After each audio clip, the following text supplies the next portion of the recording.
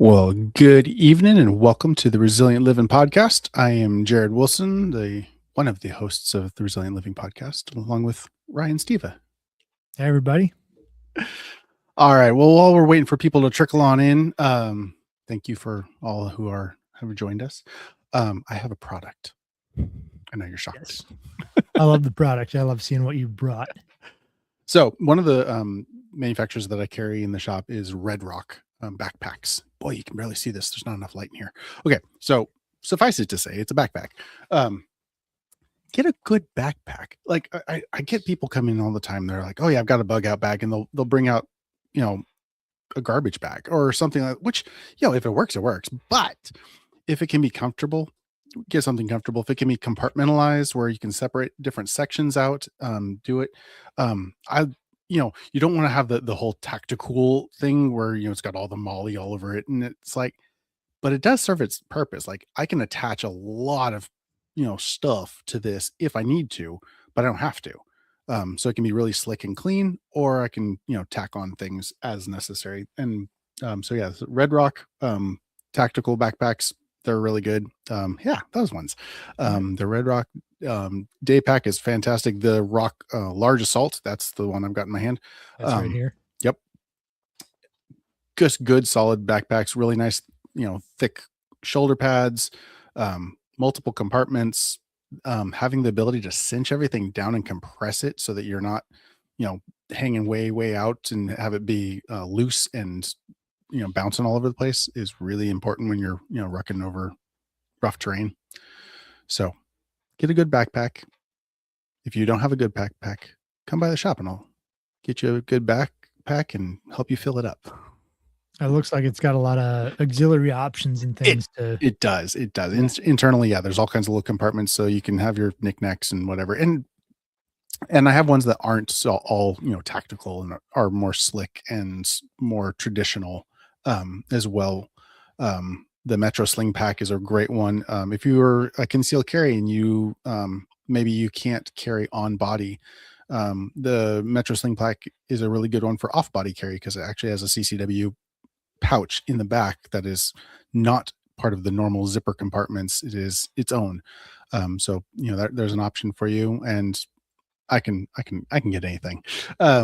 So yeah, there's a lot of good options there for a backpack. Yeah, I bet if it's not in the shop, you can probably order it, right? Exactly. And I do. Awesome.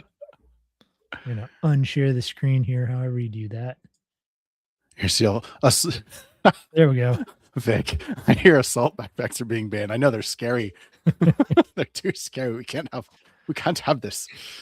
Oh, goodness sakes. That's terrifyingly in California. That's probably true. Like, no. They have the wrong kind of handle on them. Right. Oh, and they're black. So, Yeah. All right. Well, while people are fairly, starting to trickle in here, kind of want to just do a real fast overview of what we covered last time. And then we'll dive into, deeper into the latter part that we didn't get to. Basically, natural disasters and man-made disasters. Those are two things that we're preparing for. Natural disasters are natural things. So flooding, storms, earthquakes, wildfires, lightning storms, that kind of stuff where, we don't have control over it. We didn't cause it. It just happens. Stuff happens. Be prepared for it. Have some, stuff on your person, in your vehicle, at home to be able to mitigate some of the risks associated with natural disasters. Just do that. The next one is man-made and infrastructure. So that's going to be your power outages. Then that can be as extreme as like grid failure. Could be fuel shortages or water system problems. So like boil notices and things like that. Cyber attacks, communication outages. We've seen like whole cellular networks go down for extended periods of time. Having a alternate form of communication is good. Have a communication plan with your loved ones. If you commute, having some way of getting a hold of them that is not your standard communication is important. Having maybe, hey, if we can't communicate, we're going to have a place that we know that we will be at a certain time or something. Just come up with a plan, communicate it with your loved ones. Yeah. So we kind of dove into location-based preparedness. So like at your house, the kinds of things that you can do to mitigate, um, to prepare for those types of events. Go back and rewatch that if you want more information. Everyday carry, just stuff to have on your person, just to have. I mean, every guy should have a pocket knife. So what else? What else should you have on your person? Maybe a firearm, maybe a pry bar. Ryan, you're going to have unique tools that are that you would Oh carry. yeah. Maybe I don't. Yeah. I mean, a lighter and blowtorch are something that most people probably want to carry, but I do. Right? Uh, you know, I tend to have individual buckets of various things. So like my electrical Sure. repair and install kit, or all of my power tools I always have with me. So Yeah. And so those I are like in buckets in your vehicle. mhm. Yep. So they're EDC on my vehicle, not necessarily on my person. Sure. But yeah, I mean, simple things like making sure that every time I'm gone, I've got a socket set with an adapter from my impact driver. So if I need Right. to change out a tire or, Yes. whatever, I've got those tools with me. So yeah. Absolutely. And that is like, so you've got your buckets. That's a scaled Mhm. system above your, personal EDC into your vehicle borne EDC, and that extends into your house. You have even more tools at your disposal at your home to be able to Mhm. handle even more issues. One thing that I see and I try to get people to reevaluate is the over preparedness, Mhm. where they'll carry literally everything, including the kitchen sink. Um, it's no fun to ruck with 100 pounds on your back. If you don't have to, don't. Um, Learning how to survive with less is best.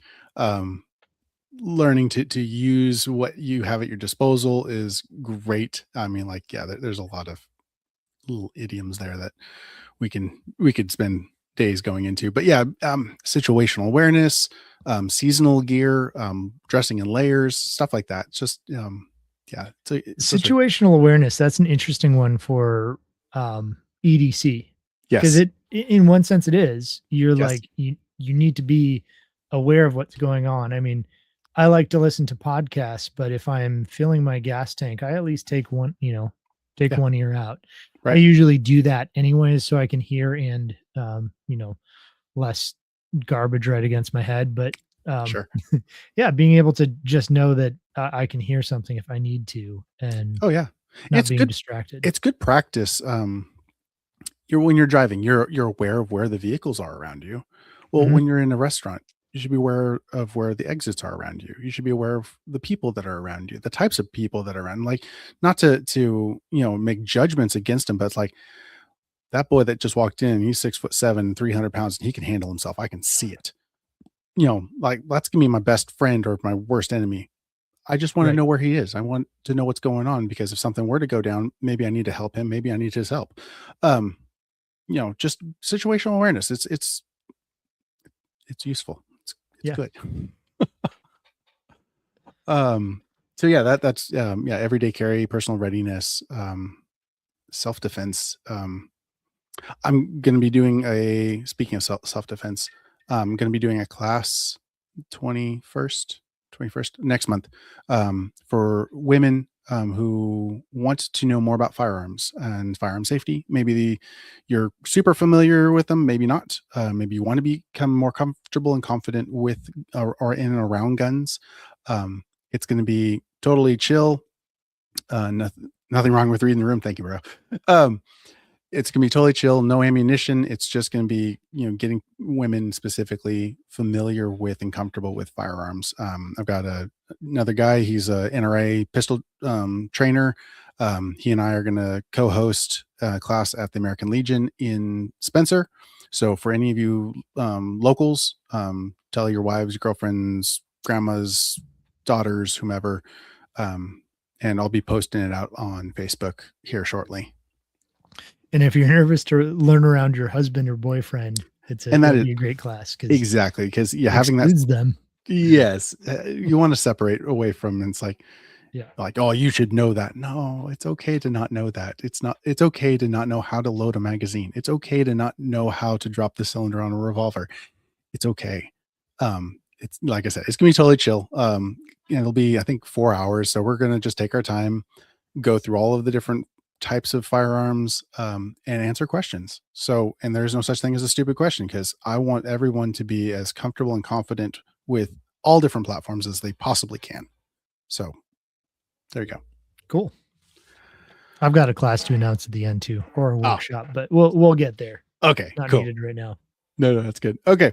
So that got us through everything through everyday carry. Cool. All right. So medical. Okay. So my background is medical. So medical is really important to me. Having the knowledge, having the experience, and having the equipment to be able to render medical aid, I think, and statistics show, is incredibly important. You're 10 times more likely to render medical aid than to draw a firearm in a conflict. Um, Even if you had to draw your firearm, you then need to render medical aid, if for nothing else that looks better for the jury. Yeah. Um, Well, and nobody actually wants to, no, end someone's life. no, Like we don't want that. no. So as much as people like to, you know, I think point the finger, that's nobody actually wants that. We want I want to stop a everybody to threat. come out. Yeah, we want everybody to come out alive if possible. Yep. Yeah. Yep. I will stop the threat. I will then assist the threat in making sure that they survive. Mhm. Because you're right. I don't want anyone to meet their maker or anything stupid like, no, that's not the point. No, Yep. absolutely. So yeah. Um, so, we've done a CPR class. Stop the Bleed is a good class to go through. Red Cross does classes. Your employer might even offer a class or be willing to pay for a class. That's one of those things that is, I cannot stress enough, is getting trained in rendering medical aid. I sell, several books on medical, and they don't sell well. And it's one of those things. I watch the people, and they'll look at that, and you can see that. I don't even want to think about that. I Mhm. don't want to think about having to do that or use that information. It's a life insurance phenomenon, But it's, right? you have the Good Samaritan clause. I mean, it's there. It's Mhm. You're not going to get held accountable, but you have the mental, like, what if they don't make it? What if they do? I Yeah. had, that semi that T-boned the Dodge Durango right in front of the shop. There's several children that are currently walking this earth because Hansel Moore and I and another friend of mine were there, and we rendered medical aid because there was nobody else there. We were there. Right.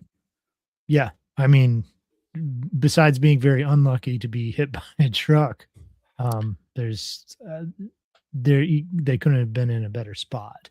Yeah. No, it was a God thing. Like, Mhm. Hansel shouldn't have been there. I mean, bro's been, a nurse for 30 something years, and he just happened to be by the shop, and, we hear, boom. I'm like, oh man. So I just grabbed everything we had on the shelf and we ran. And, Mhm. I'm in shorts and a, button down shirt, and I'm like trying to rip a door off a Durango.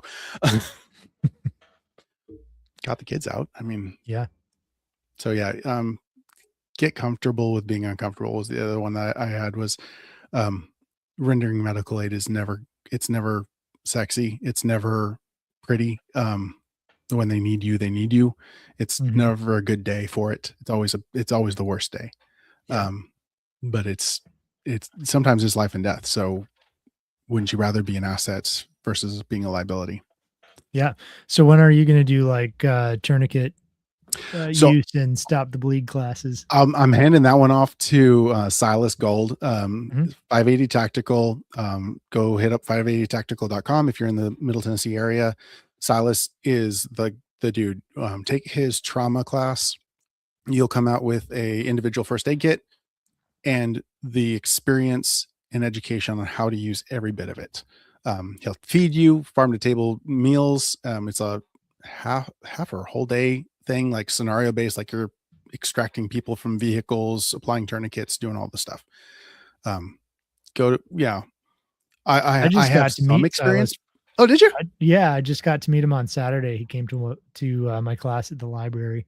Right on. That's Good guy. awesome. He Yeah. is. He's a really cool guy. He's special ops of some sort, wasn't he? He did some spicy stuff from what I've Yeah. heard, and he was in for 30 years. I don't know. So he's been in Wow. long.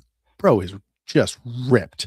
Like, he does some really cool firearms training where he'll basically take you through a full workout, get your heart rate just super elevated, and now you have to go make a decision on whether it's a good shoot or not. You have to take the shot with elevated heart rate. Like, he does some really good stuff. He's got a full shoot house that he's built out at his place. He's got some really cool stuff. So yeah, hit 580tactical.com. He's Cool. the dude Yeah.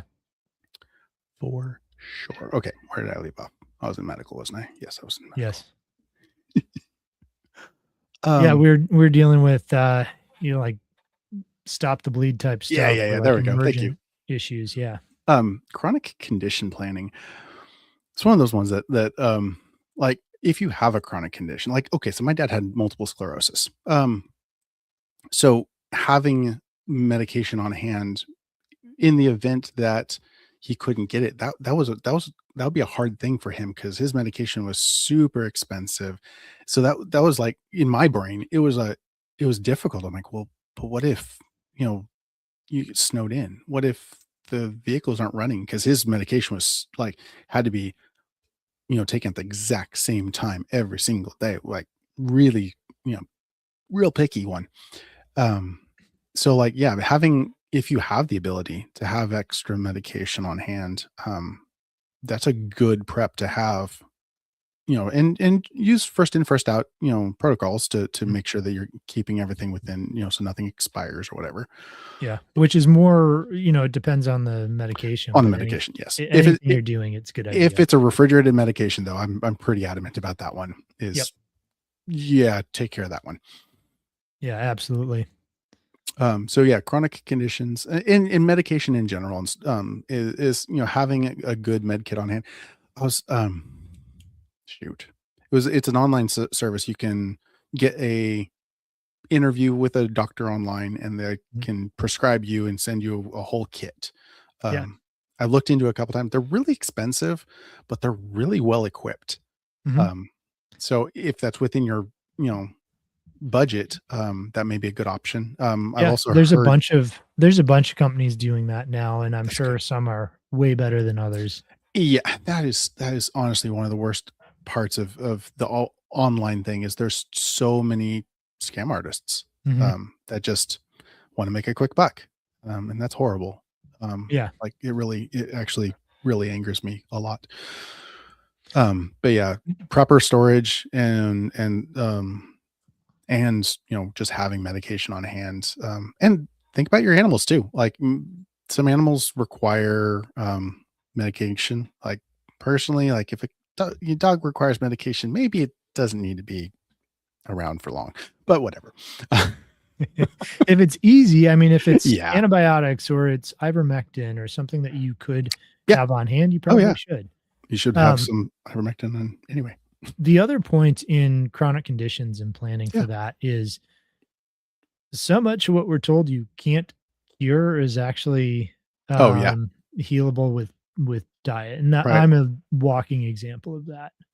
I'd be in a wheelchair probably, you know, in very, very bad shape if I just continued with the way that I was living, which was actually healthier than most people live already. The irony of that.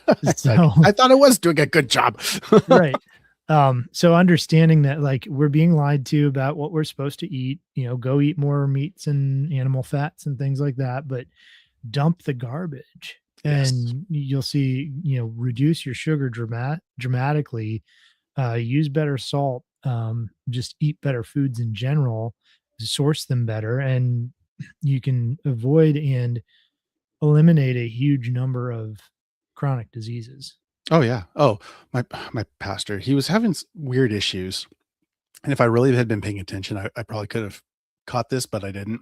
Um, and we just hadn't talked in a while. It turns out he has developed diabetes, Mhm. Type and 2, I assume. yeah, Yeah. and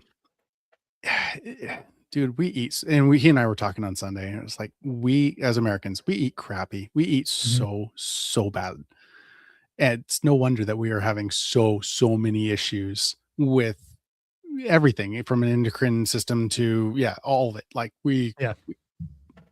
Well, and if you go on I believe it's the American Diabetes Association. There's two different ones, and one's Yeah. actually decent, the other's terrible. Um, but they partner with DaVita, Okay. right? So the Yeah. dialysis company that profits off of you having diabetes, Okay. to Uh, create recipes for diabetics, and they post them on their website. And so they have these ridiculous options like, that's um, kidney failure, not diabetes. well, kidney failure It happens can as a late stage secondary. Yeah, diabetes. it can Yeah. absolutely. And so so they're partnering with, or DaVita is basically creating this system through them as a nonprofit. It's a funnel. Yeah, that the recipes are things like raisin sugar, oatmeal sugar cookies, you know, Oh, and they're like, it's only this many grams of sugar. And you look at it and it's like, what is your serving size? And their serving size is like this. yeah, right. And they Nobody's know gonna you're eat going to that. eat You're gonna eat, the multiple whole plate cookies. full. Yeah, Yeah. probably. And go just about into a diabetic coma. And Yeah. Yeah, honestly. but that's the system that we're getting our, our health information from, Right. is that compromised. So anyways, Indeed. Agreed. What was it? Oh, my mom posted medical devices as well as prescriptions. That is absolutely valid. So like my mother-in-law has a oxygen concentrator mhm, for sleep apnea and just issues with breathing. And like my dad, when we escaped the fire, had to remember to grab his catheters so that he could continue to be able to cath, so that mhm, he could function. Having something on hand for emergencies. So like my mother-in-law, um, I built her a little stupid solar setup that was adequate to maintain her, you know, for sleeping durations, like just an overnight stay, mhm. to be able to run her concentrator overnight with a small solar panel battery and inverter. So yeah, something like that, if you can, is something to think about. Yeah. Well, and Mark here is mentioning antibiotics. Yeah. And that's one of the things that I believe you can get from what you were talking about, where you get a doctor to prescribe it. Also, I believe you have Alton's antibiotics, or is it Joe Alton's guide on that gives I how to don't have get. it in Okay. there, but is that is Yeah. a good resource. Yes. Yep. And apparently they're trying to shut down the fish antibiotics Oh, loophole. I'm So that doesn't surprise me in the slightest. yeah. But if you look up Joel Alton's Yeah, antibiotic, what is it, in austere settings or something like that, something. Yeah. he's got a whole book on how to get them, Yep. It is. and they just diminish in potency over time. Yeah. Right. All right. So chronic conditions, medical medication storage, hygiene during emergencies. So I sell dude wipes. And I've had so many people they're like going around the store and they're like, yeah, this is cool, camping. Why do you have dude wipes? Like, okay, so let me tell you something. Like when you're out in the woods, keep clean, Mhm. because between your nethers and your feet, they will take you out of commission or bad water faster than anything. Right. Just take that little extra. Take care of yourself. Keep yourself clean, and everything else will be so much better. Yep. Yeah, cleanliness and hygiene is a lot more important, because we're thinking, oh, we're rugged men or whatever, Yeah, and right. we'll make it. And yeah, it's the hangnail that's going to kill you in the apocalypse. Seriously. Yeah. It's It's the the infected stupid hangnail, yes, right? right? You got a little cut or something and it gets infected and then you die of, like yeah. Oh, and I have Dysentery if them it's Oregon Trail. right. Yes. Like I have, some dude wipes in the vehicles because kids, and kids do stupid things and or throw up on themselves, they get car sick, or whatever. Life happens. Having a good way of cleaning up is a great thing. Just Right. have some dude. And I got the nice unscented ones, so it's you don't end up smelling like a rose, which is bad security upsec anyway. um okay, so hygiene during emergency, yes, keep yourself clean. um Pandemic and disease readiness, which we kind of already covered with the medication thing, but it is definitely something to be conscious of. Mhm. Um, is not spreading germs and not being around contagious peoples, and taking precautions. It's we Washing your don't hands. exactly. It's the simple things. It's not even like these like we don't have to mask up. Just wash your hands. My gosh, like Mhm. people are Or we could, nasty, make up fake distances to stand from right? people Yeah, or because germs, they know that 6 foot distance. Ooh, yeah. they'll stop. Or the red line on the ground. Oh, they were not going past that. No, Uh, especially when they're aerosolized from going through a mask, I'm sure they're just not gonna go more than 6 feet. they just die. They instantly Yeah. just vaporize. Um, Mental health in an emergency, the stress on your brain, you're not aware of it. Probably honestly for weeks afterwards, if depending on the severity of it. Like I remember after the car accident right out there. I remember right after that, I was like, "Oh, this is gonna be a fun one to process." Because like immediately I'm like, I gotta call my family. Mhm. I gotta talk to my kids. Like I have to. And even after that, for a while, it was one of those like that could have been my kids. That could have been my kids. Like that was somebody's kids. And it Right. really it's a hard thing. And having some way of working through and processing through the mental strain of an emergency is Mhm. really important. Whether it's somebody to talk to, bring a keep a Bible with you. You can, pray, there's a but be conscious and intentional about your mental state in an emergency. Yeah. Well, and to add to that, if you're rocking it for a couple of days or something, one of the things that's gonna happen is your body's gonna switch from burning sugars Oh, to burning fats, and you're gonna go through they call it the keto flu, but you yes. get massive headaches, you stop being able to think right. Um, you can force yourself through that every once in a while with a fast, which is really good Yep. for you anyways. Yep. And the reason you end up having that bad reaction is your body's processing all the crap that's getting stored in your fat cells. Yes. And so if you do that periodically, one, it's not nearly as bad. And You know what to two, expect. yeah, two, you know what to expect. And three, your body can go into it a lot easier. So for Yep. me, if I don't eat for a day, which actually happens quite often, my body just switches and I don't even notice it anymore. Yeah. Right. Right. And then I just keep going. So it's not a Well, big deal. But if you're under a ton of stress and your body goes through that switch and yeah. your brain can't function because it's, burning through all the garbage that's in your fat stores, Right. it's going to be that much worse Well, and mentally. going back to our overall, diet, the better your diet, the more you can reduce that impact and how Mhm. extreme that is gonna, mess with your body, your metabolism, your brain, your kidney function, where you have to flush out all that stuff. Oh yeah, make sure you have water, because when you do that, you need to flush that stuff out. Mhm. Um, and Yep. yeah, water's important. We'll get to that. Actually, that's next. Um, Caring for children, elderly, or disabled people. If you found yourself um, out and there's an emergency, there are special, things that we need to think about if we have kids, if we have aging parents, if we have, whatever, maybe we have a disabled child or brother, sister, parent, whatever.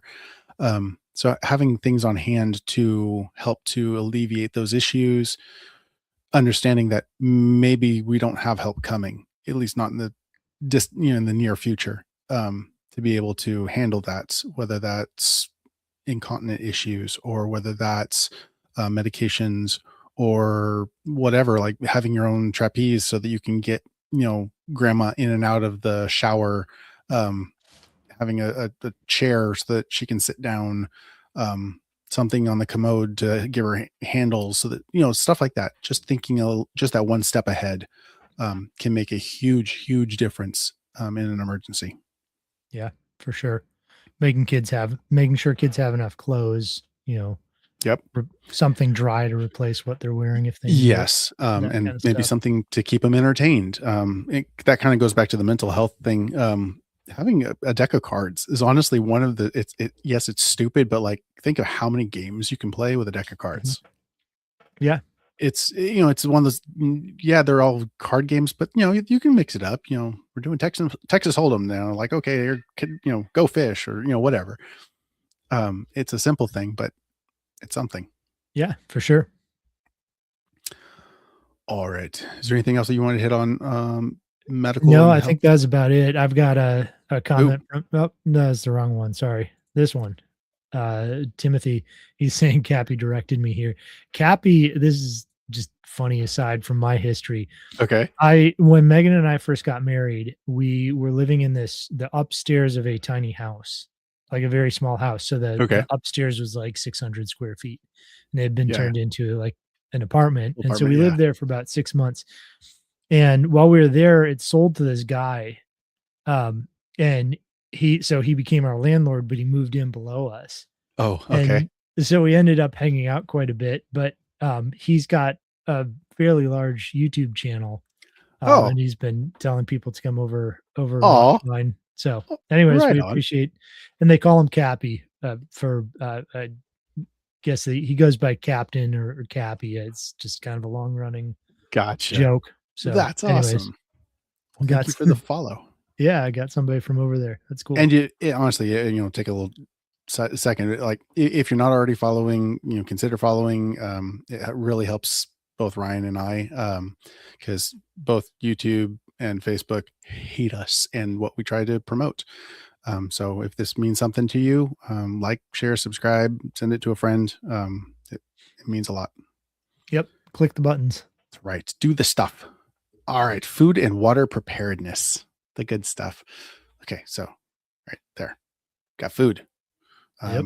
I'll have my filter up there. Okay. There's a filter in that bag. Anyway, um, having some form of like, it doesn't have to be freeze dried food. It might maybe just have canned foods. I know, canning is a whole lot easier than buying a freeze dryer.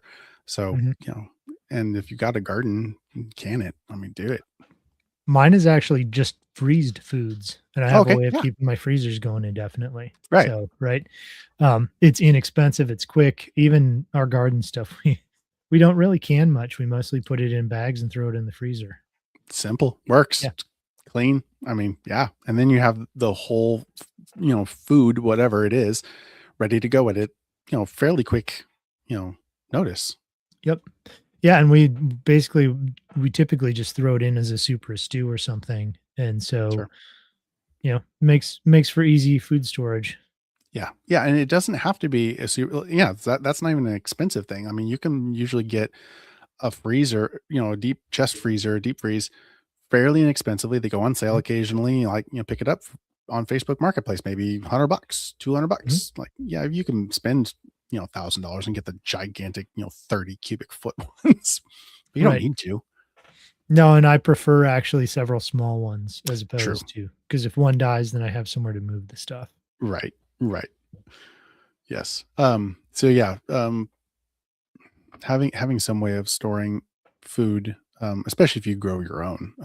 But if you don't grow your own, you go shopping, you're getting canned foods. Just grab an extra can, throw it on the shelf at the back, and just work your way through it. And every time if you grab an extra can, you will accumulate. Um, if you don't currently have extra food, like if you buy enough for a week, to last you until you shop again, set yourself a goal. I want to have a 14-day, running food supply. You know what you're going to consume within a week, if that's what your standard interval is, and just accumulate. And over the course of the next 7 shopping trips, you'll have accumulated an additional week. And then you do it again. So the next 14 shopping trips, you'll have accumulated 2 weeks worth, and just continue that. just throwing an extra can here, an extra can there. Yes, there is a cost to it, but it's not like going out and buying this stuff. That's lots of money. Buying just a little bit extra. And that's the thing, like, okay, I can have, these canned food, or this freeze-dried food, but my gut isn't used to eating that. My gut is used to eating the food I'm used to eating. Mhm. I highly recommend using what you eat, getting, because you don't want to shock your system by completely changing your diet because you're in an emergency. You're already going through enough. You're in some kind of an emergency. Right. Don't wreck your gut at the same time. Yeah. No, I totally agree with that, and that's why, so my friend Nicole, who we had on the podcast, she says, "Eat what you store and store what you eat." Absolutely. And so to the extent that you can, think about what you're already eating and what of that you can store well. Mhm. And then some people call it copy canning, where you, if you're going to buy, if you buy canned stuff, if you're going to buy, let's say you do spaghetti, well, buy an extra package of spaghetti and an extra, thing of sauce. It's not going to be that much. You do it each week or every time you buy groceries for a Yep. while. Then eventually you have a a decent stockpile, and then you start rotating through that, and Yep. you use the first stuff you bought. Yep. Right. Yeah. Having a good first in, first out system so that you keep track of it so you don't use up, the new stuff. And I really like that mindset because you end up buying things in good proportions. Because the last thing you really want to do is like, oh, all I've got left is just beans. Like that's going to be miserable. So buying things, with a meal in mind. So you buy all of the different components that will, create that meal. Or heck, make yourself a big batch of whatever and do what Ryan does and just freeze the extra. And now you've got a whole meal ready to go in the freezer, done. So there's lots of This options is for food basics. this is funny. That's Definitely true. listening to this stream, they just played an ad for how healthy sugar is. Oh yeah. Wow. That doesn't Apparently they surprise were me, but listening, but not quite right. yeah, right. Yeah. They got their own agenda there. Anyway, so yes, food storage. Cooking without power. So I remember growing up, we had a snowstorm. Been about 1989, I think it was 89. And we were out of power for a while. But we had a wood stove.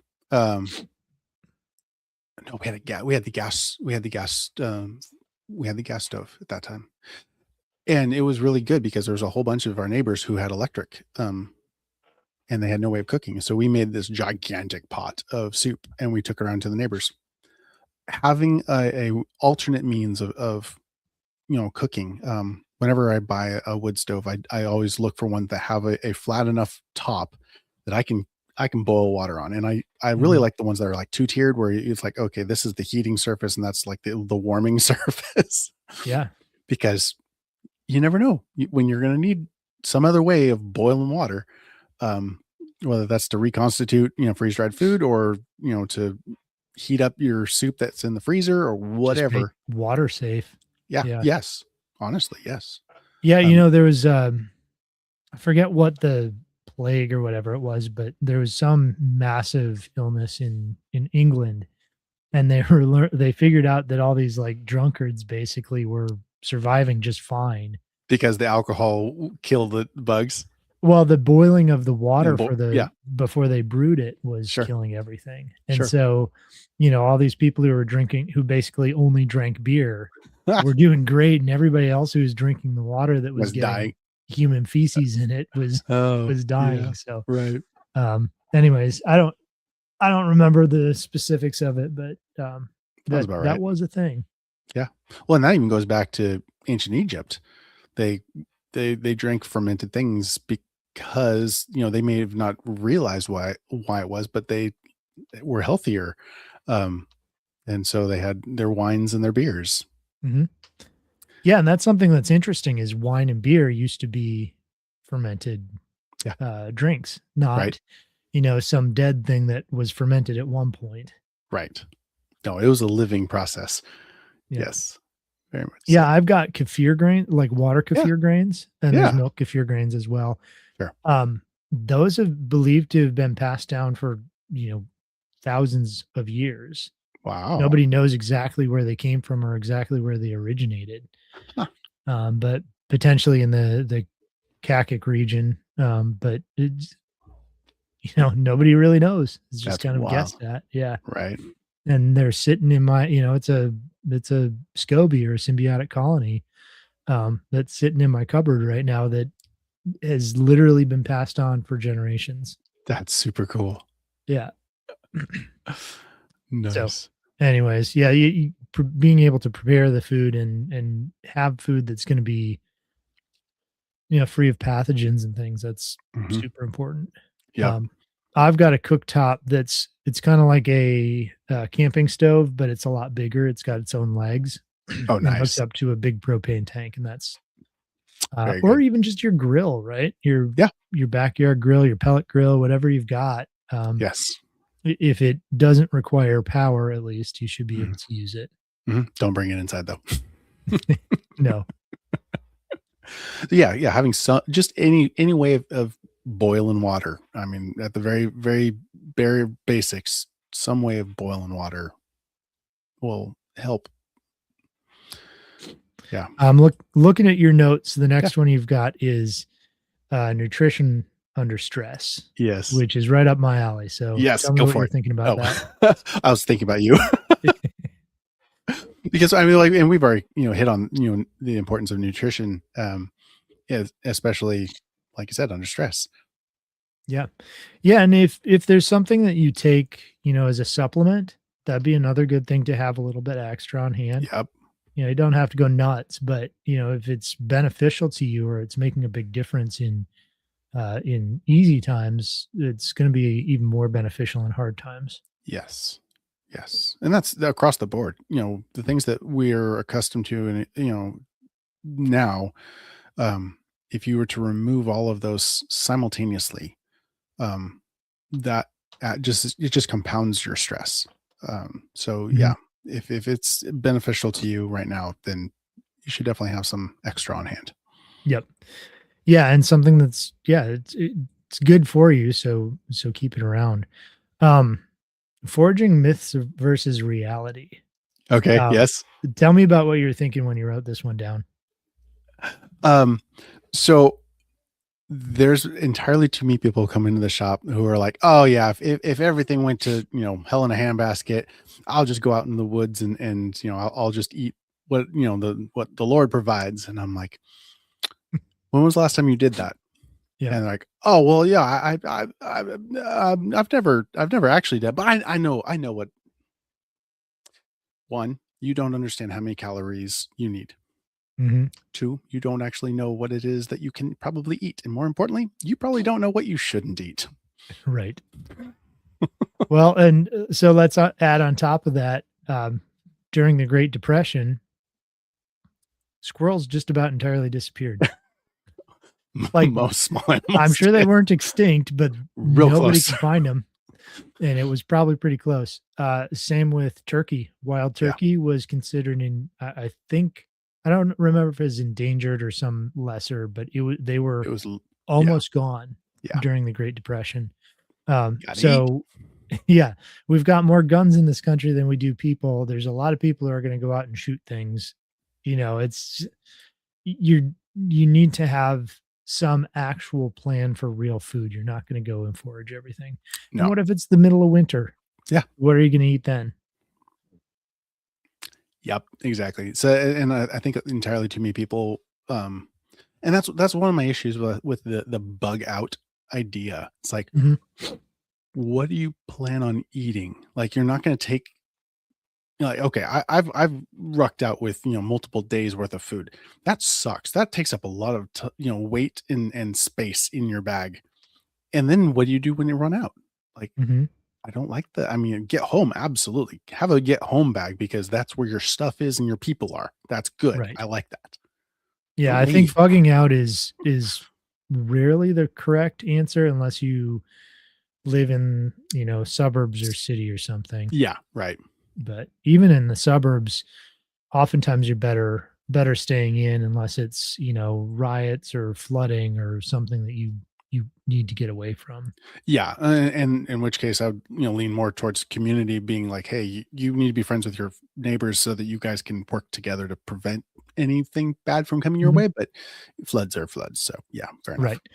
Well, and again, community for maybe you've got, 2 or 3 different friends who you're, like, in different directions from your house, Yeah, where you're like, they'll have a bed for you and your family, yep, regardless of what it takes them to make that happen.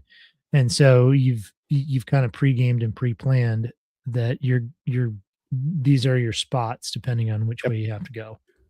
yep. Oh, I when the fire happened, that's what I told Meg. I'm like, go to Mike's house. Mhm, He was, and it went in both ways because I remember having that conversation with Mike. Was he's a dentist friend of mine that lived in Chico. Um, he's like, oh yeah, I know if anything ever happens, go to Jared's right. because he knew he was welcome to come. Um, and I had stuff for him and his family, and vice versa. And so when fire happened, we went to his house. We Mhm. consequently got re-evacuated from his house because the fire kept continuing on towards his house. But we did stop there for at least a little while. Yeah. You had somewhere to kinda regroup and We did, which was consider what great. was next. Yeah. Yes, exactly, exactly. So yeah, forging myths and versus realities is, and this goes, heck, this even goes back to backpacks. Um, get out and use your stuff. Try Mhm. it. Yep. Maybe you're really good at it. Maybe you do know all, what plants to eat, and you're great in the woods. Fantastic. Lean into that, teach other people. Maybe you're not quite as good as you think you are. An opportunity to get better, Yeah. especially when Well, and it's lower risk, higher well, yeah, reward. go out for a day and try to live on wild blackberries that you find, right? Oh, Like, how much of your day is going to be spent picking blackberries only to feel like crap because your body's not used to them, right. right? And there's Like, just no calories. There's not enough calories. You'd have to eat so much, and then you'd be sick from just the sucrose that no. right. Yeah. So this idea of I'm gonna forage what I need is it's silly. You're not gonna catch enough rats or whatever else you think you're gonna do. Right. You need other realistic plans. Indeed. So, and that really kind of goes right into the next one, which is short term versus long term food plans, um, which kind of ties back to rationing strategies, which I kind of skipped over. Um, when you're, if there's an emergency, you won't always have a good feel for the duration, depending on what it is. Like, so we had, some snowstorms and we had some power outages. I was fairly confident. It's like, okay, maybe 24 hours, maybe. It was less. It usually is less. Um, but sometimes it's more. So, but I'm not going to go, okay, we're not going to have, any electricity for the next week. And so we got to starve ourselves because we got to make all of our food last for, so having some idea about what, the duration of this is will really go a long ways towards, giving you, now as time goes on and stuff continues, then you can adjust. But for the first little bit, it's, don't just jump straight to like minimum rations, right? We Right. learned that in Oregon Trail, right? Everybody gets real miserable and sick. And And they die, dysentery. and they die of dysentery. Exactly. The next generation, they never had to endure Oregon Trail, and I think they're weaker for it. Yeah, you have to be of a certain generation to even get what we're talking about. That's probably true. Darn it. I think we might have been the last. Oh, that's probably true. Oh goodness. So yeah, short term versus long term food plans. Have one. Um, yeah, have one. Have a plan. I Yep. guess that's a lot of what this is just be honest and think about stuff like this. Mhm. Is talk to your family, like sit down with your wife and go, hey, look, if something happened, okay, something happened to me. Does my wife know what all I've planned for this area? Like I may have all these wonderful plans, and put things, maybe I've got caches around and I've got all this stuff, but if I die, is, my wife like completely screwed because she has no Right. idea? Like having this, communicating is really important. Yeah, Novelty. well, and that I think what I know I don't do well enough is write things down, Oh, right. right? And when you write things down, It's all you're in here. forced you're forced to think about, "Okay, does this actually make sense, and can I communicate this to somebody else?" Because if you can't write it down, you can't communicate it. Sure.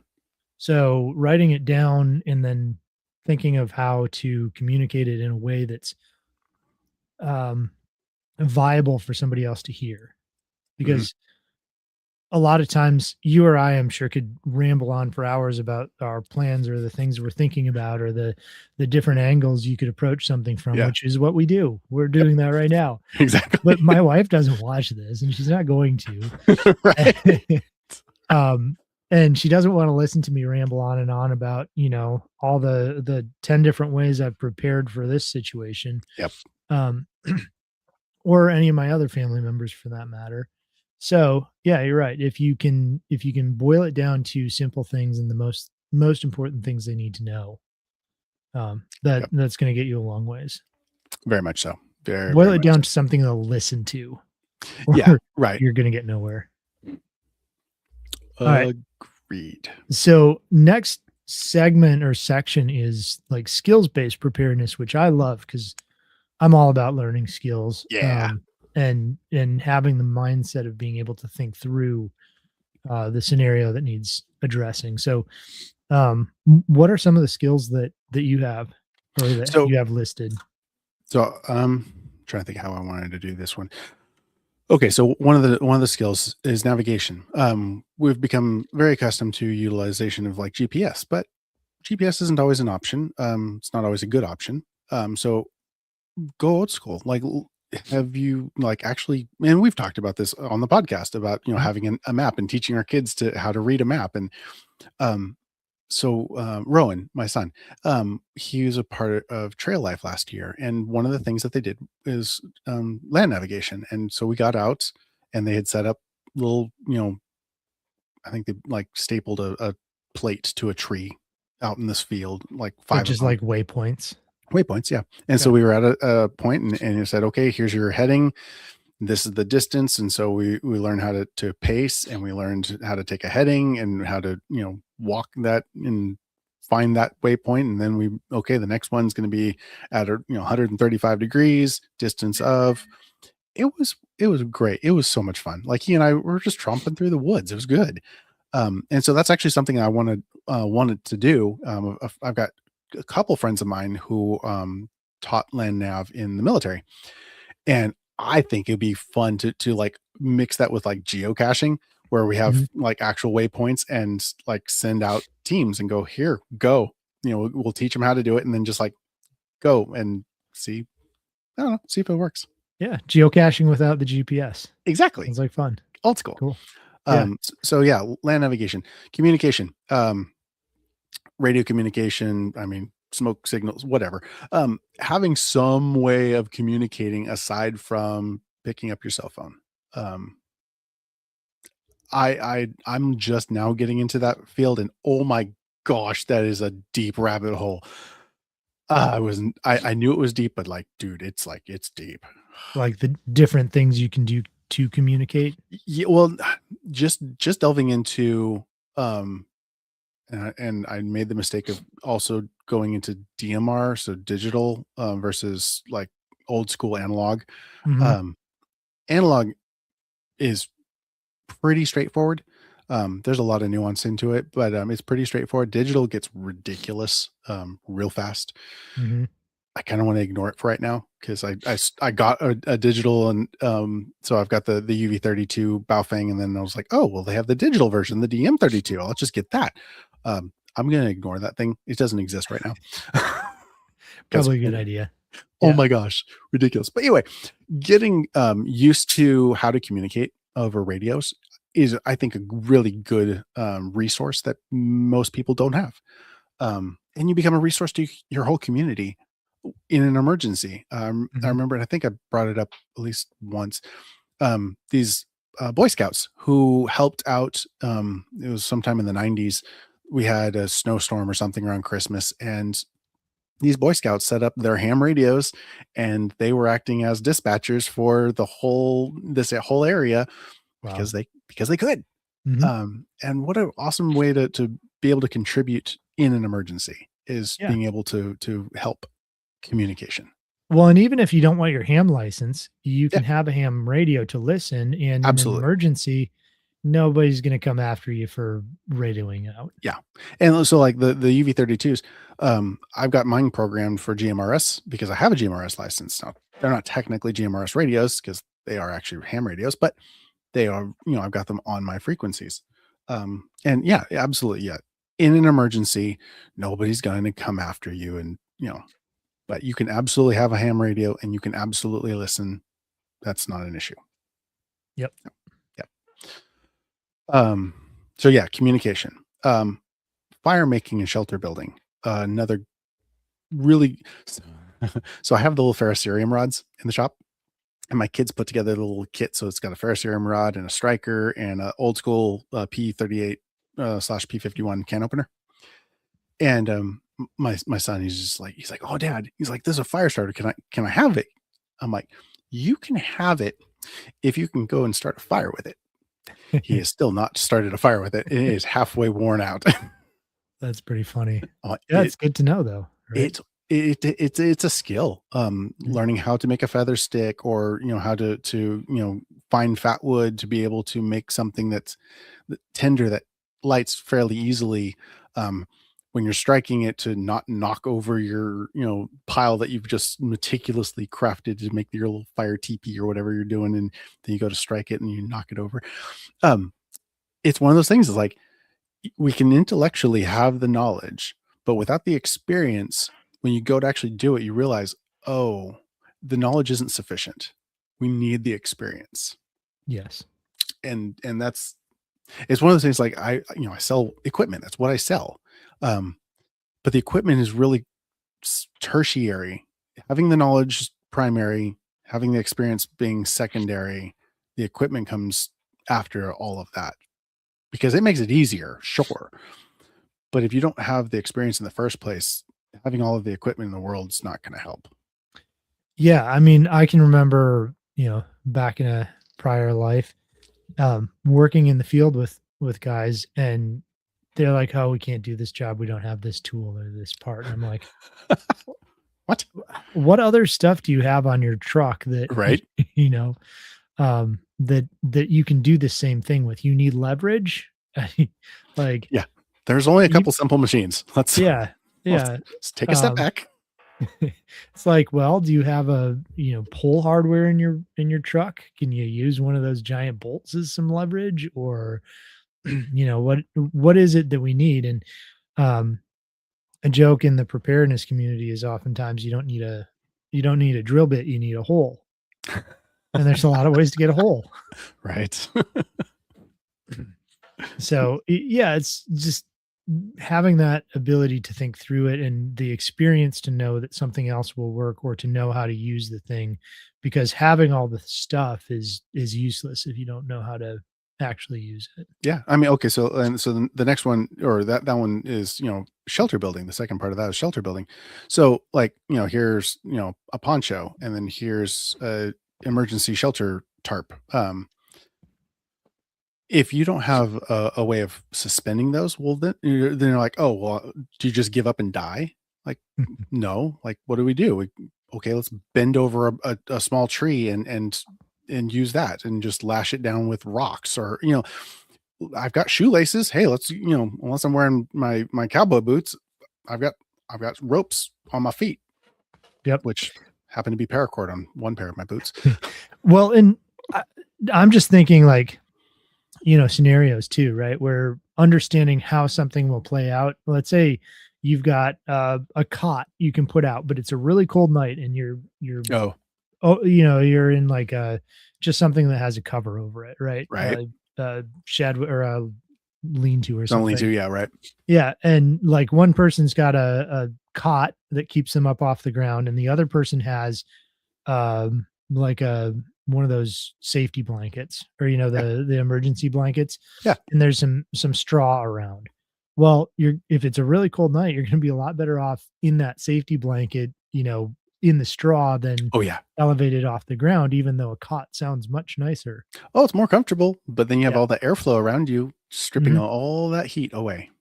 Yep, and just having that little bit of base of knowledge can Mhm. make an entirely like, keep you from being extremely cold and uncomfortable and worn out overnight to Yeah. Well, functional. take it the other way. We're in the middle of summer. You want Mhm. airflow. You want to get as much air flowing around you as possible. So having that elevated, sleeping position, better.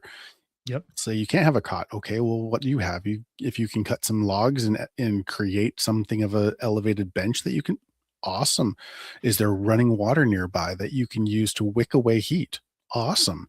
Like so, yeah, knowing those kinds of things and thinking just a little bit outside the box can make a huge difference on, because not having a good night's sleep will absolutely impact your cognitive function like Mhm. badly.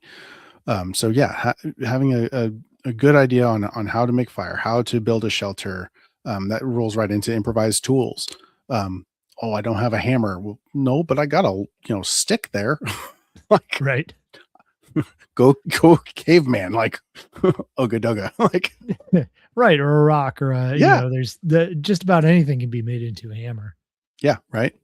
And if you need a hole, there's like you said, there's a lot of ways of making a hole. Like I got a firearm, I can make a hole. Like Right. there's a lot of ways to make a hole. I got a knife. We got options here.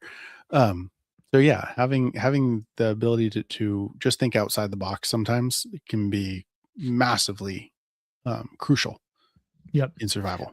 So there's this, video floating around for a while, and it was this guy installing his Starlink, and he Okay. needed to get the wire through his roof, Okay. and he's like, "I don't have a drill bit, but I have a sidearm." Yep. Yep. And so he takes a shot and he's like, "Yeah, it still doesn't fit." Takes another shot. Oh, jeez. I'm sure it was just a bit for the video, but I'm it was sure, still but pretty funny. I mean, it's not wrong. Right. I mean, if you shoot What from the that does to inside what's out, below it it. makes that nice flared, so it sheds water Pushes the better, I water guess. away. Yeah. Yeah, that's good thought. Don't shoot it from the outside Telling in, shoot it from the inside out. him. Um, so yeah, improvised tools. I mean, if you got to make it work, you got to make it work. If you don't have an option, and it's a really good actually mindset to get used to. And I kind of talked about, shutting off the breaker, forcing yourself. If I don't have an option, if there is nothing else, there is no other choices here. What am I going to do? Am I literally going to just curl up and die? I don't think so. I'm not going, no, I'm not going to curl up and die. I will figure this out some way, one way or another. It may not be right. It definitely probably won't be right, but I will figure something out. Yeah, don't let the perfect be the enemy of the good, especially in a situation like that. Yes. Yes. Oh yeah. Cause I mean, gosh, everything is going to be so fluid anyway that you wouldn't want to have a perfect solution because probably you're going to abandon it or have to tear it down to build something else to do fix it something else. So Right. you don't need to have a perfect solution. You just need a functional one, Yep, for sure. which actually rolls fairly nicely into decision making under stress. Um, Cognitive function declines rapidly. You will fail down to your training, not rise to your hopes and expectations. And decision making is right in the middle of all of that. We're not good, not always.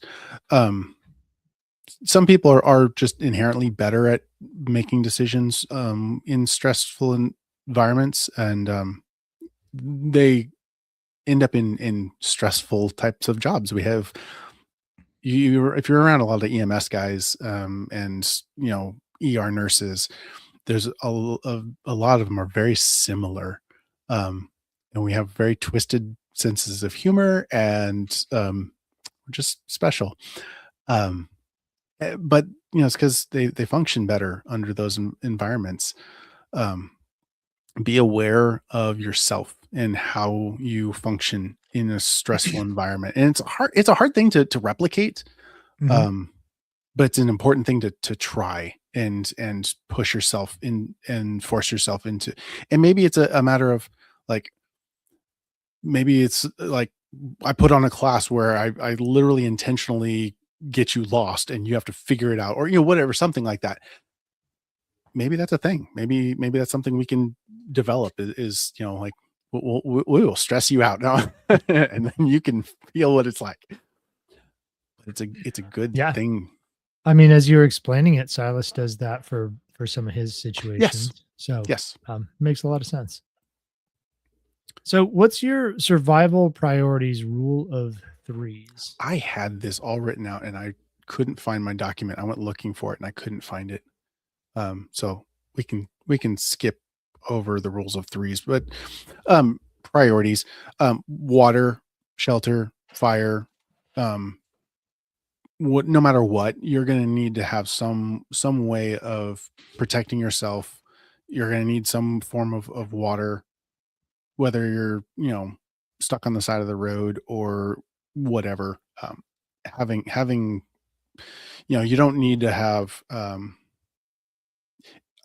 movies really I think have screwed up a lot of things as far as like how we prioritize things. Mhm. People will spend an inordinate amount of time pursuing the wrong things and really hyper focusing. It's like, oh, I gotta have that.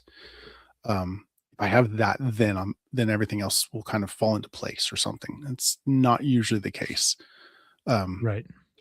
so finding a good place that is a good shelter, really important. It makes you feel like you have something of a home. You have some place to be safe.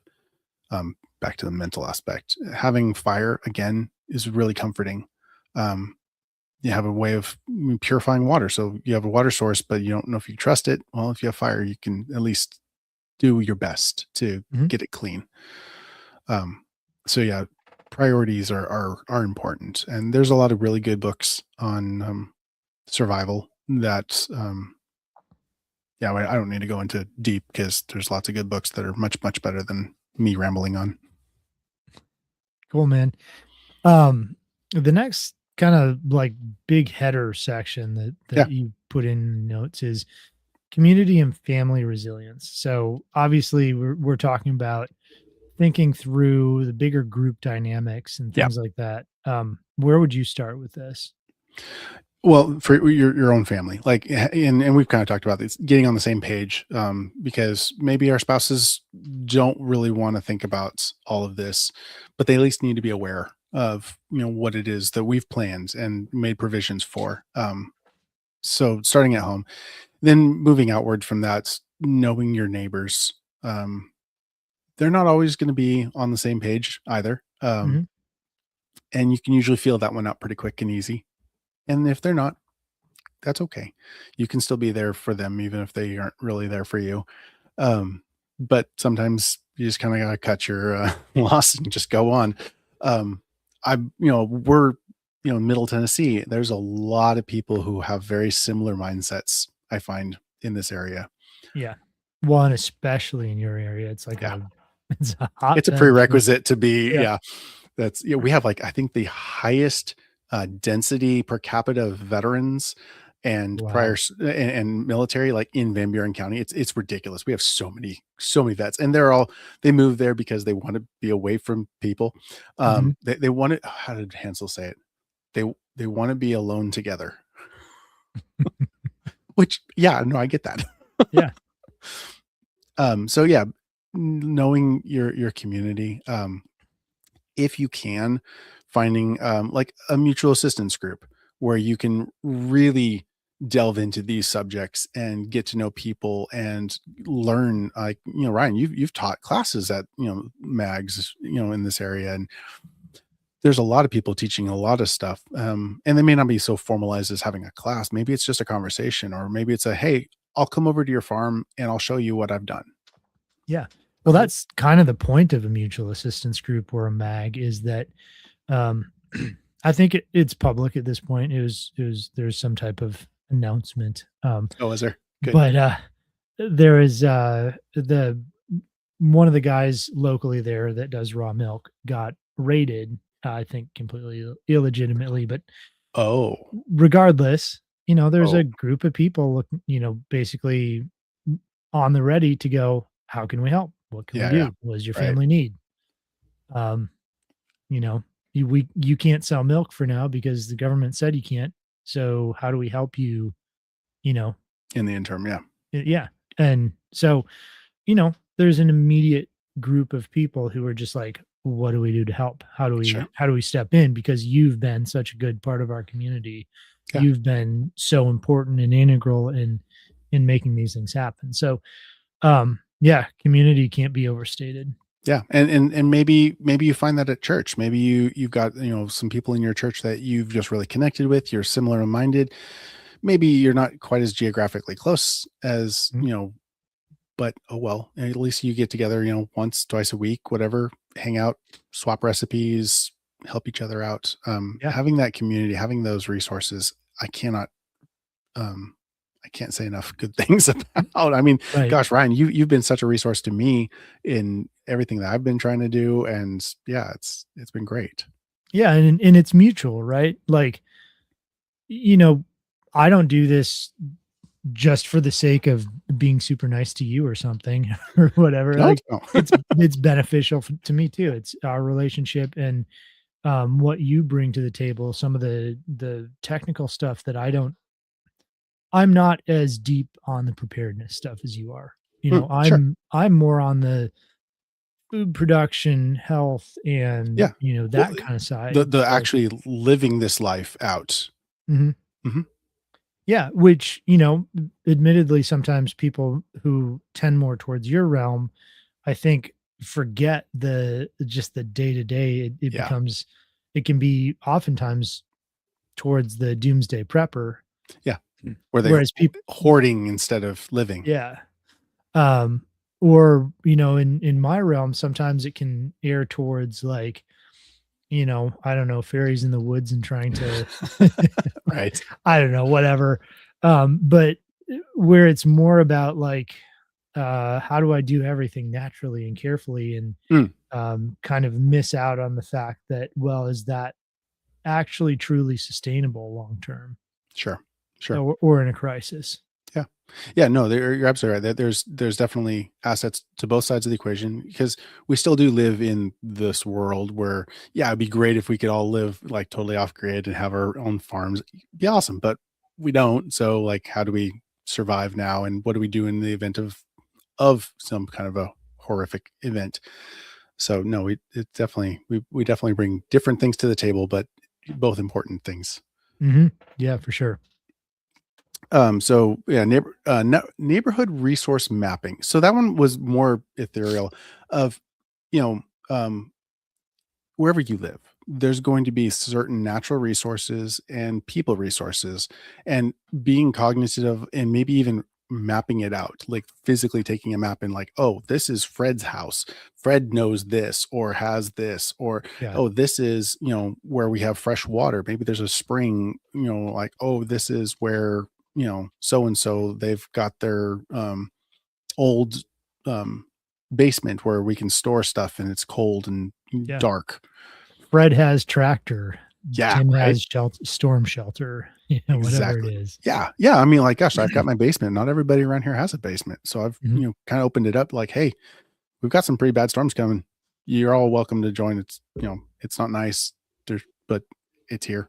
Yeah. Um, No, we've got the same thing. Our neighbor down the road has a basement and most people don't. And she's like, if I'm not at home and I'm at work and the sure, kids and wife and go. kids are there's a tornado coming, they're welcome to just go over and go in the basement. That's awesome. So yeah, or it's nighttime or whatever. It's always available. So yeah, that resource mapping is cool. And your idea of having a radio on a certain frequency Yeah, where the whole neighborhood has it, right? if you can queue up and go, hey, who's got a generator? Whatever. Yeah, Who's got some extra gasoline or who's got yeah, something, and then it's in that way you've kind of pre-mapped because you're now going, who's got it, and everybody hears the message and They might go, yeah, we've got some extra whatever, fill in the Sure. blank for the day. Yeah. Or, or they just key up like, hey, what else do you need? Mhm. Um, oh yeah, well we could also use yeah, I've got an army guy. He just moved in across the street and he came by, got some radios, and I was doing some radio testing last week, and I keyed off and I get radio com back from him. I was like, I hear you Cool. 5 by 5. I was like, oh sweet dude. Like, I wasn't expecting you to actually be listening. That's because it's just a sunny day. It wasn't like it was a bad day or anything. Right. No, that's good. That's great to know somebody's actually got it on and listening, right? Yeah, exactly. And that's what I like whenever anything happens, I flip it to the Van Buren channel, I throw it in my window, and I just walk away. I just leave it there. Mhm. If somebody keys off, because I always make them set them to chirp so that I may not hear the radio, I may not hear their voice, but I'll hear the toot toot at the Mhm. end. I was like, oh, somebody talked, and I'll go and grab it. Like, hey, I missed that, repeat. So yeah.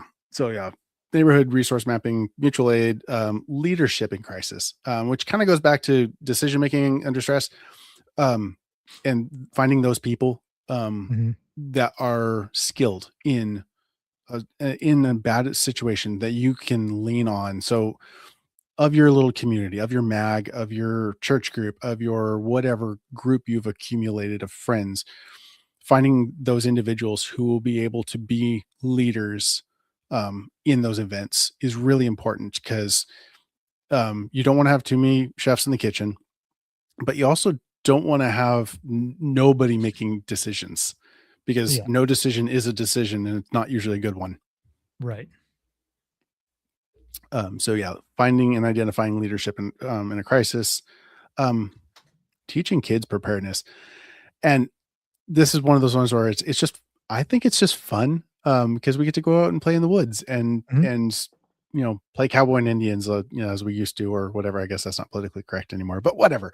Um, we're camping, right? We're having a freeze dried meal. We're setting up our shelter. We're starting a fire. Um, just hanging out with your kid, um, Mhm. and Yeah, they there's a lot of learn. fun to be had in it. Yeah, they learn great skills and resourcefulness and thinking outside the box, that most kids aren't going to get. Yep. A question I like to ask my kids is something along the lines of, they bring a problem and it's, "Okay, so give me 3 potential solutions." They don't have Ooh, to be good solutions, just yeah, give me 3 potential solutions. yeah, And they'll one of them might be somewhat viable, and it's like, "Okay, let's look at this solution. Is there another way we could look at that? Is there another way we could, you know, sure, approach that?" And just try to ask questions to get them to find an answer for themselves. sure. Yeah, why does that work? Okay, well, what other things could do that same thing? Yeah, mhm, Mhm. Yeah, I mean, when we were learning, this is just a really fun thing we did was we were doing mechanical advantage, like various versions of that each sure. week. And so along with that, it'd be like, with a lever, why were you able to lift me? Why was your weight able to lift my weight? Yeah, I'm clearly much heavier than you. right. Um, and, you know, get to hear the answers. Okay, well, that one sounds like a reasonable thing, but the other one, are you sure about that? Yeah, right. Or do you want to think more about that? And Or we could um, test it, and we can yeah, prove whether that's yeah, true or not. yep, exactly. But yeah, that's teaching kids getting that brain working on these things early is going to change how they view and how they approach something when they're a bit older too. Yes, yes, yeah. It's never going to come back negatively, I don't think. Yep. And we kind of already talked about faith-based and civic group roles. Um, there's a lot of them. I mean, um, yeah, American Legion. We respond to crises. VFWs will, Boy Scouts will. If you're not already involved in some, that you can. There's volunteer firefighting departments and EMS and a nice thing with a lot of those is there's a lot of training that Mhm. comes with it, and so you get trained on radio communication, you get trained on stop the bleed and trauma response and all of this stuff. There's which is great because then with the training's experience and the experience, is kind of Yep. the crux of all this. Yeah, and there's all kinds of great, like not actual like good non-governmental organizations like Right. I don't know, like a Grindstone Ministries that Yeah. actually goes to these these regions and gets boots on the ground in places way before any governmental agency shows up. Yeah. As much as I hate most NGOs, but there's a handful of good ones out there like that you can work with. And like you said, they're going to require a certain level of training to be able to go with on. Yeah. Because you need to be a resource, not a liability. Yep. So yeah, that is it. Preparedness mindset, philosophy. Yeah. Prepared, not paranoid. And that's really kind of the all this like you don't get prepared out of fear. It's because you want to be a resource, not Mhm. it's not because I'm scared. It's because I want to be helpful to the people around me. I want Yeah. to be helpful to my family. I'm not scared of any of this stuff. I mean, ultimately, if when I die, yay, I know where I'm going. I'm perfectly fine with that. But until then, I have work to do. Mhm. Yeah, and I talk to not everybody, but a decent number of people who I talk to will ask me like, how do you manage to function when you think that things can go that bad? Or, when I believe a large number of conspiracies, probably not the way that people necessarily think of them, but Yeah. um and I'll get this like, if you think the world's that dark, how do you function? It's like just kind of is what it is, It's always been. and yeah, it's always been a dark place, and the convenience and the shelter that we have from that, the reality of what it actually is um it's fake.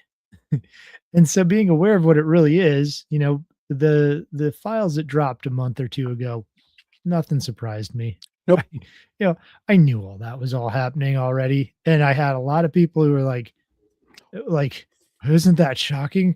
What's the world No. coming to?" And I'm like, Same thing I, it's always done. "We should be upset about this, but Absolutely. there's nothing new here. We all Not knew this surprised by already. If it. you care." Upset by it, but Yeah, not surprised. right. Well, not surprised in that, like, most of the How things could that it? are coming out, Yeah. anybody who had a modicum of Already sense knew. and willing to look already knew. And so, but I think there was such a willingness to go, I don't want to see, I don't want to think about this.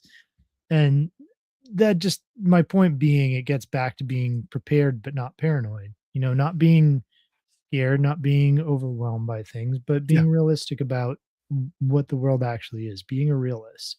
Yeah. Yeah. That the world is not perfect. It will not be perfect, but we can do our best within that imperfect world to Yeah. be a resource to our families and to our little, circle of influence. Yeah. Well, and a small amount of preparedness for the most likely situations that you'll be in, given Yeah. your region, given your not only geography but your personal experience, all that. A very small amount of time thinking about and planning and getting a few things in hand Mhm. is going to make the Huge. situation 90% better Oh, yeah. Oh, in yeah. most cases. Yeah, it's well beyond the 80-20 rule. It really Mhm. is. If you're Yep. if you're just cognizant and thought much about it at all, prepared just a little bit, world better. Mhm. Yep.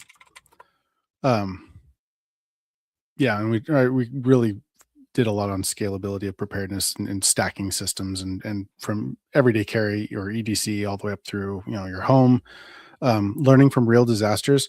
There's a lot of them to glean a lot of very useful information as far as what went wrong, whether it's no communication or water filtration or whatever. I mean, and look at your own area. I mean, like I'm not going to prepare for hurricanes directly.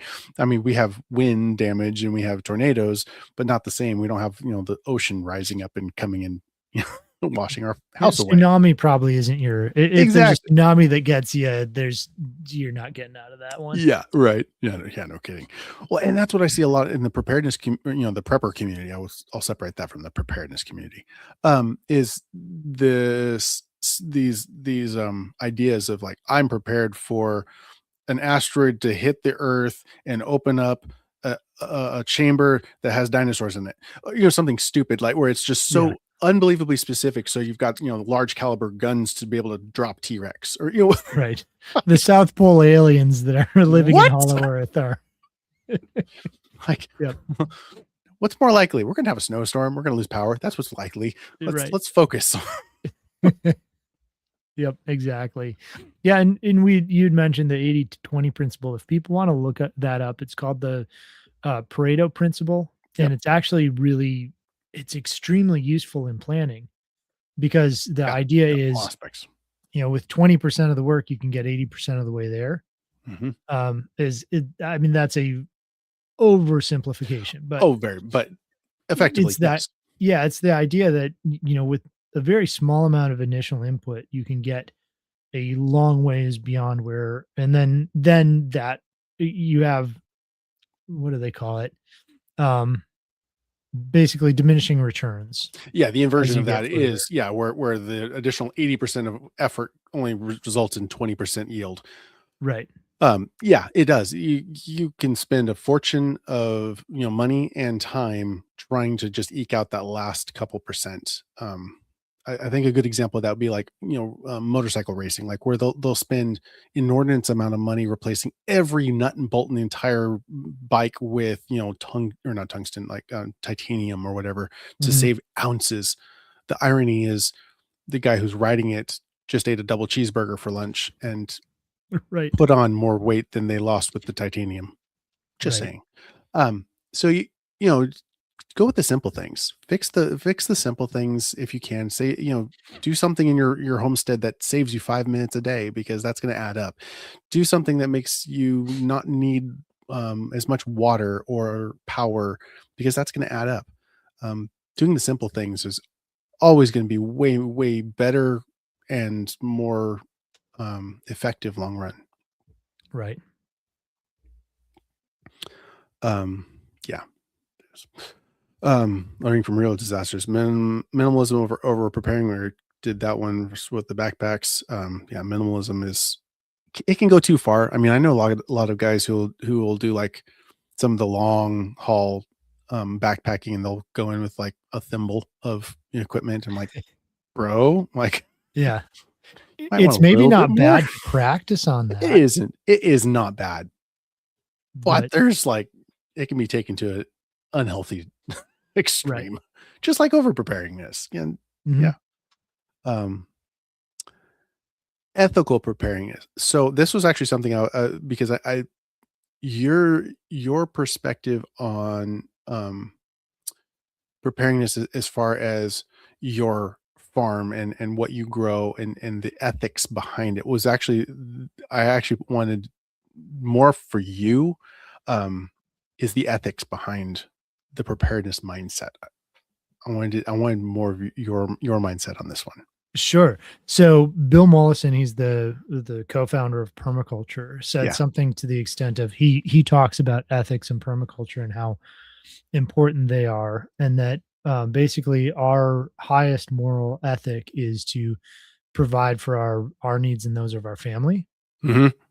Obviously, as Christians, we might prioritize things a little differently, but um, it's still a true principle in that if I'm taking care of my family, then nobody else has to take care of my family. If Yeah. I don't take care of my family, then somebody else does, and that's ethically immoral. It's wrong. It's one thing if we fall on hard times Yep. and can't prevent it, right? But relying upon others to take care of what we are capable of taking care of in the first E place. Exactly, and it's my moral duty as a husband, as a father, to take care of my family and to provide in a way that they have consistent provisions. And so there's this ethical framework in that. The other side of it is, I kinda go over this in my class specifically on kinda introing to permaculture, is that there's the concepts of the design principles within permaculture are so powerful that you need to put ethics around them, or you could end up doing like the principles are the same principles that, like the people who rule the world, the people you don't know their names, not Right. Elon Musk, not No, no, not no. Bill Gates. It's the people who are don't want you to know who they are, who actually pull all the We'll make sure strings. that you don't know who they are. Yeah. Those people are using what are essentially permaculture principles minus the ethics, Yeah. Right. right? Function stacking. You look at Standard Oil and how they basically they took over the medical industry, Yeah. and because they wanted to use the byproducts of their oil for medical purposes, for Yeah. medication, and made it And the food illegal to industry.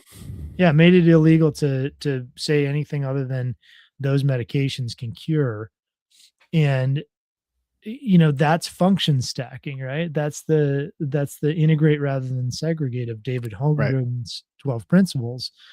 And you can look at that they've stacked that in about 10 different ways if you want to tease it apart. Sure. And so yeah, the ethics and preparedness are vital, and thinking about how important it is to be ethical in what we're doing, and that it's actually a ethical mandate, I believe, for us to make sure that our families' needs are cared for, and to have some amount of ability and willingness to then, once their needs are cared for, to Go out do to the that to the community. greater community. Yep.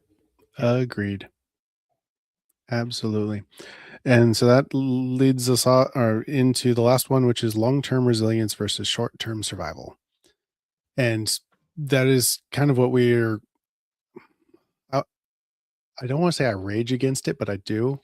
I can be a little vociferous on it on sometimes the the prepper community and their stockpiling. I'm like, Mhm. no, we're about being resilient, and that's where my business came from. The term is I thought about it, and I realized that it's an unusual name for what it is I sell.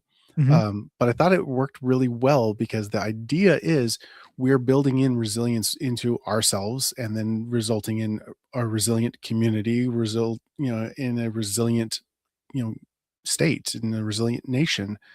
Because the more resilient I am as a person, you're talking about you're taking care of your family first, and then as you can your community. That's what we're called to. And I think as a Mhm. Christians, especially, we are absolutely called to taking care of our family and then taking care of those around us as we can, as we're, Mhm. provided the opportunity to. And that's my goal is long-term resilience, not short-term survival. If I have stockpiled a whole bunch of food, as soon as it runs out, I'm dead. Right. Yeah, I mean, you're creating essentially a human web Yeah. in a way, Right. right? By encouraging somebody else, by preparing, giving somebody else the tools they need to be properly prepared, by teaching, by whatever it is that you're doing, it spreads this and makes it more viable for other people. And that becomes a spider web where if, one leg of it gets cut, the thing's still there, Yeah. right? It might not be quite as strong or catch Nope. quite as many bugs or whatever it's supposed to do, but it's still there and it's still viable. Mhm. Yeah, and that the ethic of doing that is important, and it's beneficial to everybody, not just beneficial to one. Yes. And Yes.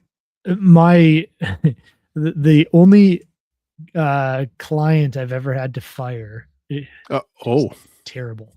Oh. It just ended up being a really awful person. I won't name names, but she was obsessed with a like $30,000 worth of seed bank that she had bought Oh, and no. keeping those preserved. And I'm like, "Uh, do you know what any of how?" She's like, "Oh yeah, I'll just plant, beans and corn." And I'm like, You don't just plant. Your soil isn't ready. Right? You have no cognitive awareness of how to do this. In your situation, I guess the way you do that is with a rototiller. You don't have a rototiller. Like you don't just go throw seeds on the ground and pray they come up and not Sure. know. That's the and like some of expectation this, though, right? yeah, some of the stuff doesn't even grow here in Tennessee. And she had Right. $30,000 worth of it. Oh, Um, no. and spending another $20,000 on solar and refrigerators and things to keep it safe became the Right. priority rather than, Why don't you learn how to do it and just start doing it and save seeds every year?" Yeah. Yeah. So, anyways, yeah, that long term over short term is a really good thing to wrap your mind around. Mhm. Well, and it's just transitioning from my world more into your world, we would be much better off if there were more people in your world than in mine. Yeah, Because your side of the equation is the like actually doing stuff and like and growing the plants and preserving the food and living the life resiliently. Um, and so yeah, no, it's the more we can transition people that direction. And honestly, like I almost feel like I'm trying to work myself out of a job sometimes because I want yeah, people to be prepared. Once they're prepared, they're prepared. And right. like, well, now what am I going to do? But there's Yeah, enough people. Well, there'll always be somebody that needs help. That's fine. yeah, there's always going to be, and you're always gonna find a greater and greater niche, like a further, Yeah, that absolutely. person's, they're 60% of the way there. Let's get them 80. Yeah, heck yeah. What's the next thing that, you should be doing to, it might be comms, it might be whatever, and they Sure. may have everything else already. But yeah, I'm in the same boat. My hope is that every single person I'm working with just absorbs everything Everything. Yeah. I'm trying to teach, I'm trying Yep. to do, and then exceeds me in what I can do Yeah. and does it on their own. I mean, I've got great clients who have like experimented to do really cool things, like Rick Julian, who we had on, Yeah. who's doing who does turmeric that I never would have thought of growing Right. large amounts of turmeric over the winter in Tennessee, but he does Oh, it. So, or overwintering it, I should say. But yeah. yeah, Right. I mean, that's what I want too, is I want people who just they find their niche and they blow what I can do out of the water, and I'm out of a job, I don't care. Yeah. Right. Now I've got a great connection with somebody who does amazing things. Absolutely. Yeah. Yep. Well, it's like our kids. I want to see my kids succeed. Stand on my shoulders and do Mhm. something I never even would have considered. Yep. Yeah, absolutely. Well, All right. I think we have I we think so. have gotten there, if you agree. I do. Um, do you wanna tell people what you do and how they can find you? I do. Let's see if I can't be all clever and show. Ha! I did. Okay. So I'm Jared Wilson. I own Resilient Living. Resilient Living is a small shop on the side of 111 between Sparta and Spencer. I've got a lot of the stuff you see on the table behind me: medical kits, freeze dried foods, emergency preparedness equipment. Um, Now I've got my firearms license, so I'm working on getting some actual inventory. It'll come. Give it a couple weeks. I've got ammunition for the time being, knives, whatever. We do teach classes, so you can follow us on Facebook, on YouTube, on TikTok. I don't put it a lot out except for on Facebook, I guess. I hate Facebook, but it's like the best way to get in front of people right now, at least in this area. So that's kind of where everything's going. But yeah, come by the shop. You can check us out at www.resilientliving.com, and we can get you squared away with whatever it is you need. I've gotten that's kind of become my niche, is just finding solutions to problems that people have. I guess I don't Yeah. know, finding equipment that fixes the problem. I don't know. No, you've actually got, I think that is your niche, is you can research like crazy and you have ideas for what will work, and you know what doesn't work. And so you can avoid some of those big mistakes. And so From experience. yeah, yeah, both of us.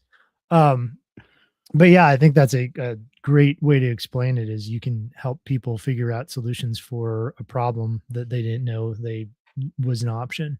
Yep, yep. Can you tell people about where they can find the actual podcast if they don't want to Oh, watch us on YouTube, or they just want to listen while I've they're got it on driving or something? Spotify. I've got to build the RSS feed to send that over to iTunes and other ones, but right now it's on Spotify. So if you check out Resilient Living on Spotify, you should see my little green trees symbol. That's us. And is it with the G or no G? No G. Yes, correct. Good. It's living, not living, because Yep. everything else ended up living. So I just rolled with it. I like that because the resilient living on podcasts, there's like a 30 billion of them. Yeah, I know, right? It's ridiculous. And they're all, a lot of them are like mental health things, and Mhm. I'm like, that's not me. Right. Yeah. Anyway. Yeah. So look up resilient living Yep. on Spotify for now, and we'll get it to the other ones soon. Yep. And so we're, I think I'm up through episode 10 or 11 now, I think on Spotify. So, Cool. I'm putting out one a week. Just the old ones. Yeah, I think it's going to be great because, you know, most of what we're talking about, people can absorb just audio, and they could be out doing their garden or driving their car or whatever and listening to our wonderful voices. Let's just rambling on. All right. So my name is Ryan Steva. I am the homestead consultant, homesteadconsultant.com. And I have a YouTube channel with a whole bunch of DIY how-to type stuff for homesteading, solar, water catchment, whatever you're into. I've probably got something kind of related to it. I did want to mention that I'm planning on doing a swales class. Ooh. I'm looking at April 11th out in Hartsville, Tennessee. Nice. Current plan is to charge $50 a seat. And what I'm going to say is next time I do this, it's probably going to be more because this is the first time around and I'm just kind of experimenting with how we run the class. And so if you want a deal on a mini swales class, the whole idea is how to use swales in small earthworks on your property for orchards and other planting systems, and for moving and storing and spreading water on your own property. We'll go over planting and how to find contour, what contour is, all that stuff. So it's going to be a pretty cool in-depth class. And if people are interested, keep an eye on my Facebook or, reach out to me specifically and I'll let you know when I get an official announcement out there. Nice. That'd be cool. Yeah. Alrighty. Well, that is all I have. You good? Yeah, I'm good. Thank you everybody for being here, and we'll catch you next Tuesday, hopefully. Yeah. Alrighty. Have a good one.